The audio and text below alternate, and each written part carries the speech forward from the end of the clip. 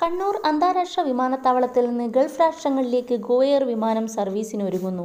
Abu Dhabi, Dammam, Muscat എന്നിവിടങ്ങളിലേക്കാണ് ഉദ്ഘാടന ദിവസം മുതൽ സർവീസ് നടത്താൻ നടപടി ആരംഭിച്ചത്. ബാംഗ്ലൂരു, ചെന്നൈ, ഹൈദരാബാദ്, മുംബൈ എന്നിവിടങ്ങളിലേക്ക് ആഭ്യന്തര സർവീസ് നടത്താനും ഉദ്ദേശമുണ്ട്. ഷെഡ്യൂൾ DGCAയുടെ അംഗീകാരത്തിനായി സമർപ്പിച്ചു. ഉദ്ഘാടനത്തിനു മുൻപ് അനുമതി ലഭിക്കുമെന്ന പ്രതീക്ഷയിലാണ് അധികൃതർ. ഇൻഡിഗോ വിമാന കമ്പനി ആഭ്യന്തര സർവീസുകൾക്കാണ് താൽപര്യം പ്രകടിപ്പിച്ചത്. ബാംഗ്ലൂരു, ചെന്നൈ, ഗോവ, ഹൈദരാബാദ്, ഹുബ്ലി, തിരുവനന്തപുരം എന്നിവിടങ്ങളിലേക്ക് ജനുവരി പകുതിയോടെ സർവീസ് തുടങ്ങാനാകും. എയർ ഇന്ത്യ എക്സ്പ്രസിന്റെ ഉദ്ഘാടന വിമാനം ഡിസംബർ 9 രാവിലെ 10 അബുദാബിയിലേക്കാണ് പറക്കുന്നത്. അബുദാബി കൂടാതെ ഷാർജ, ദോഹ എന്നിവിടങ്ങളിലേക്ക് ആഴ്ചയിൽ 4 ദിവസവും റിയാദിലേക്കും മസ്കറ്റിലേക്കും 3 ദിവസവും സർവീസ് നടത്തും. എയർക്രാഫ്റ്റിന്റെ കുറവ് കാരണം ദുബായിലേക്കും മസ്കറ്റിലേക്കുമുള്ള ബുക്കിംഗ് എയർ ഇന്ത്യ എക്സ്പ്രസ് ഇതുവരെ ആരംഭിച്ചില്ല.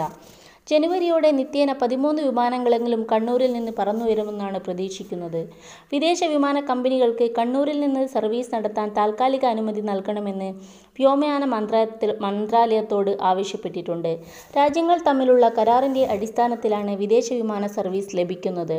നിലവിൽ കരാർ പരിധി കഴിഞ്ഞിട്ടുണ്ടെങ്കിൽ പ്രത്യേക അനുമതി നൽകിയ ശേഷം പിന്നീട് ഉൾപ്പെടുത്തണമെന്ന് കേന്ദ്ര സർക്കാരിനോട് അഭ്യർത്ഥിച്ചിട്ടുണ്ട്. ഉഡാൻ സർവീസിന്റെ നിബന്ധനകളിൽ നിന്ന് കണ്ണൂർ വിമാനത്താവളത്തെ ഒഴിവാക്കിയിട്ടുണ്ട്.